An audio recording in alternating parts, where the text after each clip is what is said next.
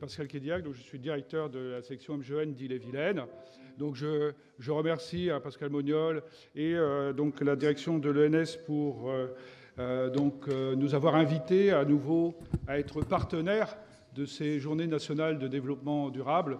C'est pour nous quelque chose qui fait sens. Et puis comme nous sommes au mois de janvier, c'est un mois où nous nous souhaitons la bonne année. Donc voilà, je vous souhaite une très belle année 2018, une réussite professionnelle dans votre parcours d'étudiant, de fonctionnaire stagiaire, une réussite au concours dans les années qui viennent, et puis bien sûr une bonne santé à vous et à vos proches. Bonne santé et bien-être. C'est le troisième objectif de développement durable, donc défini par l'ONU. Et donc, je vais vous poser une question. Pour vous, que faut-il pour être en bonne santé ? Si je vous dis la définition de la santé, telle que définie par l'Organisation mondiale de la santé, qui est une référence, et qui, dans son préambule, dès 1946, a dit que la santé, c'était un état de bien-être complet, physique, mental et social. Et donc on voit bien que ce n'est pas à la seule exclusion d'une absence de maladie.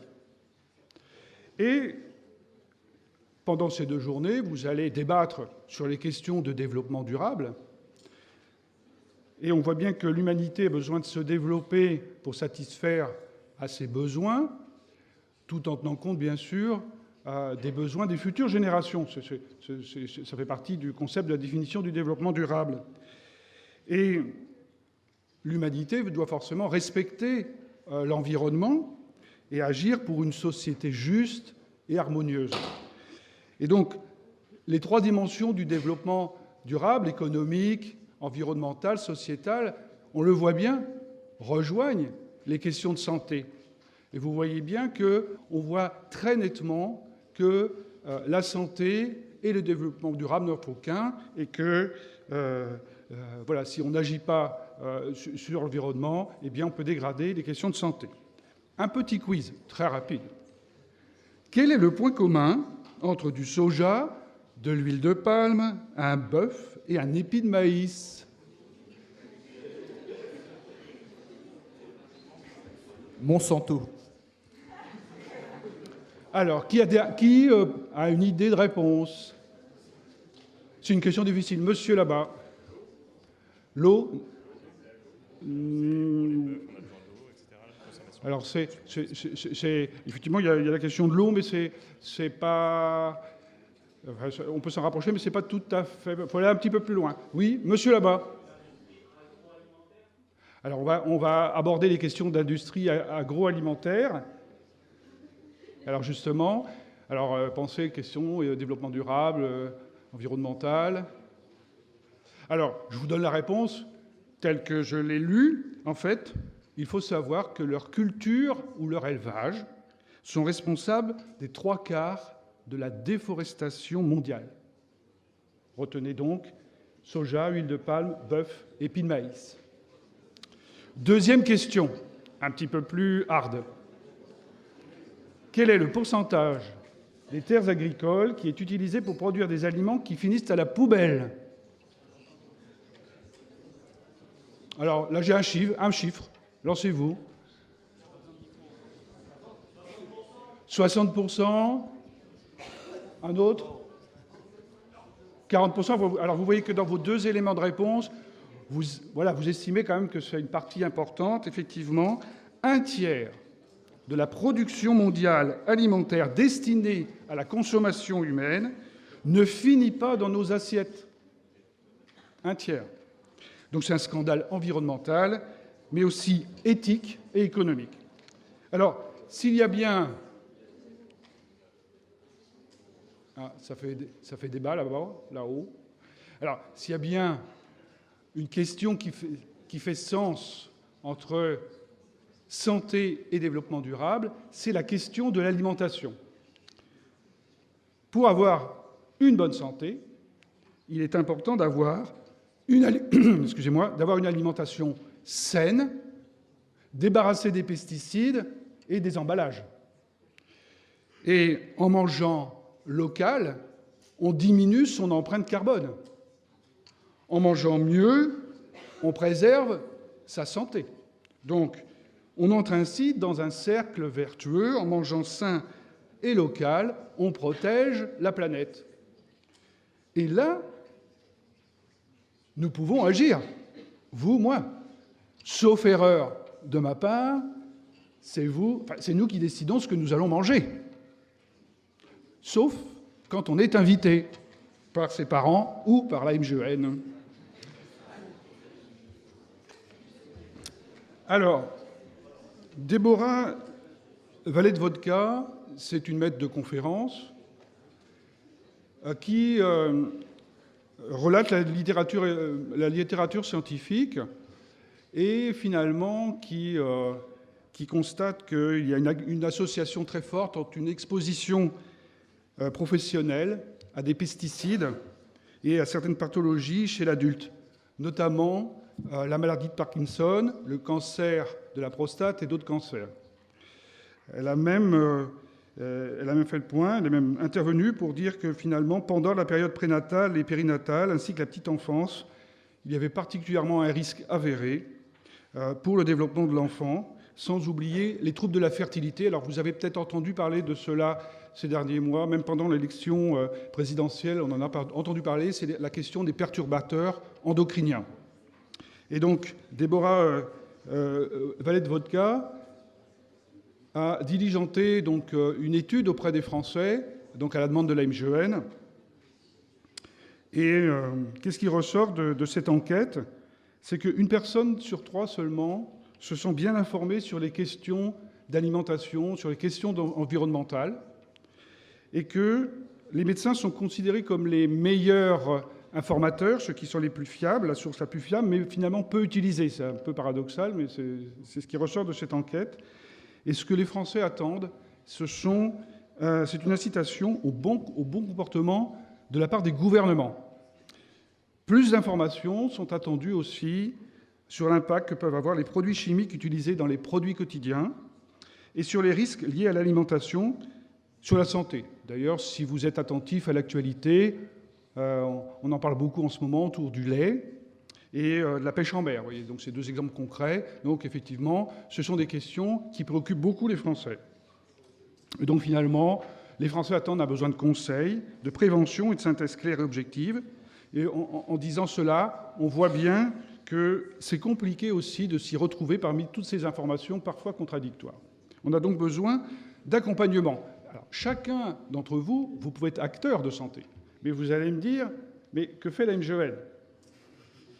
Que faisons-nous? Alors, c'est sans doute... Alors, spontanément, voilà, on est reconnu sur les questions de santé, mais au-delà des questions de santé, on agit aussi sur le développement durable. Alors, je vais vous donner quelques exemples pour illustrer notre implication dans le développement durable. Tout d'abord, nous nous efforçons de réduire notre empreinte environnementale. Donc en 2016, il y a 2 ans, on s'est fixé des objectifs parce qu'on a constaté qu'on rejetait le groupe MGN rejetait près de 70 000 tonnes de CO2 dans l'atmosphère. C'est l'équivalent de 26 000 allers-retours Paris-New York. Donc vous voyez, c'est considérable. Donc on s'est mis un objectif donc de réduire notre consommation d'énergie de 40% d'ici 2020 et d'économiser 43 tonnes de papier en dématérialisant nos services. Donc en ayant une relation avec l'adhérent, avec les assurés sociaux, de plus en plus par les réseaux sociaux, par mail, par SMS et de moins en moins de courriers, mais aussi une gestion des feuilles de soins dématérialisées. Autre exemple, nous sommes partenaires du Tour de France Agir Ensemble. Donc là, il s'agit d'accompagner, de sensibiliser les étudiants et les personnels aux éco-gestes sur les campus et dans les universités.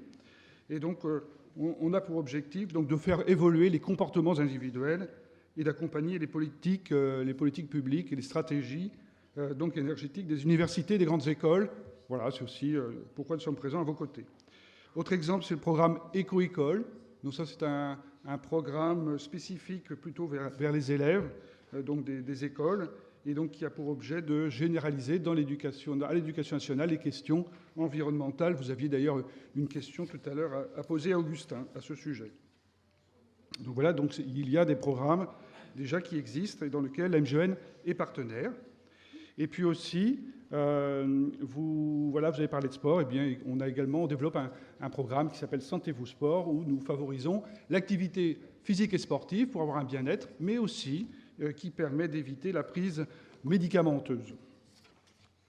Autre exemple, et le dernier que je vous donnerai, vous savez que la pollution de l'air, c'est un facteur aggravant de décès. Alors, je ne vous donnerai pas un chiffre parce qu'ils sont pas forcément fiables, mais on est certain qu'en France, plusieurs dizaines de milliers de personnes meurent suite à la pollution de l'air, ou tout au moins en Europe. Et donc, avec la Mutualité française, donc nous faisons partie de la Mutualité française, nous proposons aux jeunes mamans donc un stage qui s'appelle l'atelier Nesting, et donc qui permet de détecter les perturbateurs endocriniens au domicile.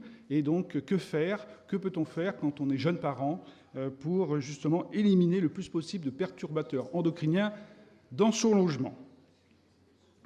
Alors, vous voyez, mon intervention, elle est très, très, très brève.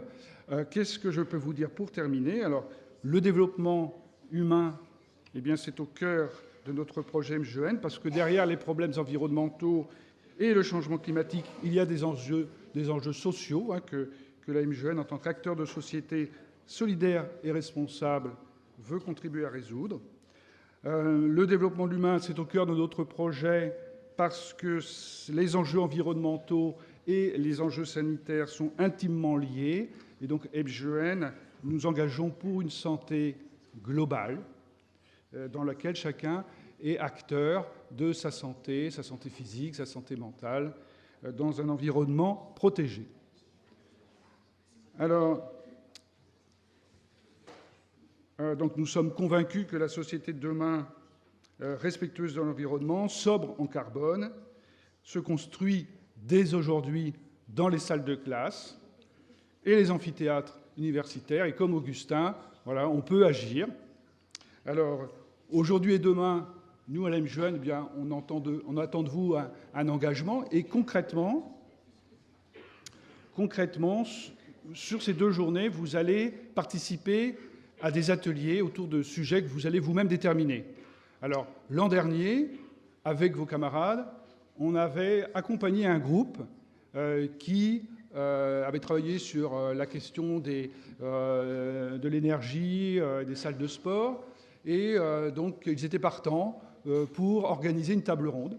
Et donc nous avons organisé l'an dernier une table ronde sur ce sujet-là, donc on a assuré toute la partie logistique. Et donc, cette année, à nouveau, je vous propose, si vous le souhaitez, si vous avez travaillé un sujet qui fait appel davantage aux questions de santé, même s'il y a un lien entre l'environnement, la santé et le développement durable, mais si un sujet est plutôt pointé direction santé et que vous êtes volontaire et que cela vous intéresse, eh bien, nous allons vous accompagner pour organiser une table ronde dans un local qui pourrait être celui de la MGN ou ailleurs, donc qui pourrait avoir lieu au printemps. Donc, n'hésitez pas, retenez cette idée parce que ça peut être pour vous une expérience très enrichissante.